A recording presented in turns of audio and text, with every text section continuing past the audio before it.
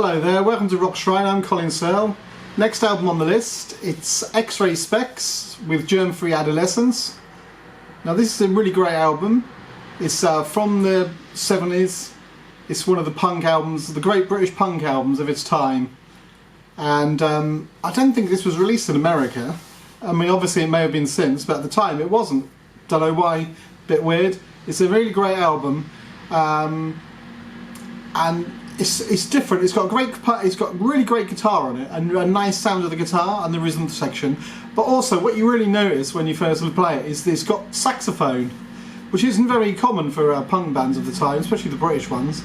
And it just works amazingly. It's a nice shrill, squeaky sound to the saxophone, which sort of echoes the singer Polly Styrene. Her voice is a bit like that as well. So the sax is a bit like an echo of it almost. They're of similar sort of tones at times.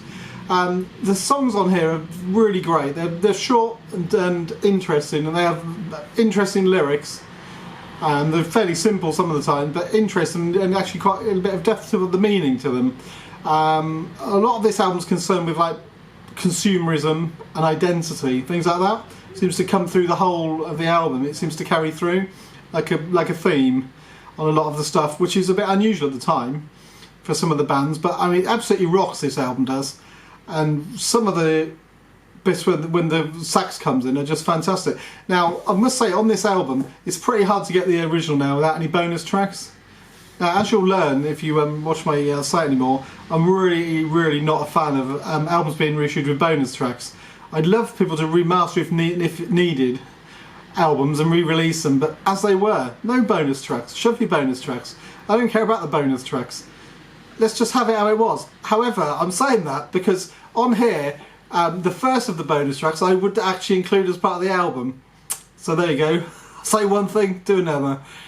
Because the first of the bonus tracks was actually their first single, and it's called "Oh Bondage Up Yours," which is an absolutely fantastic track. One of the best punk tracks, British punk tracks from the time. It's absolutely fantastic. And the way she kicks it off with that you may have heard it, there's a certain vocal bit she says, then you get the sax tune coming in. It's just absolutely rocking. It's fantastic, and that definitely has to be included. So to me, I'd include that on the end and then forget the rest. I'm not saying they're not good, but it's not the same album. So in this one case, I'm going to make a difference. I'm going to say include that track because I don't know why they didn't put it on the album in the first place, because it's just so brilliant. And it doesn't ruin the flow. Usually the bonus tracks ruin the flow, live tracks, inferior tracks. You know, sometimes you get tracks, oh, this is a rehearsal track with no vocals. What? Why does anyone want to hear that? Release it on a special DVD for weirdos. They can have it. They can, you know, I don't want it.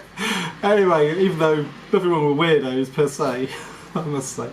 Anyway, so this is a fantastic album. If you haven't heard it, definitely check it out because it's absolutely brilliant and it's just such fun and it's nice and upbeat and day glow. It's very day glow, like one of the tracks says.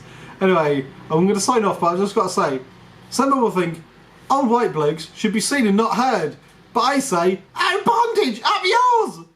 See ya.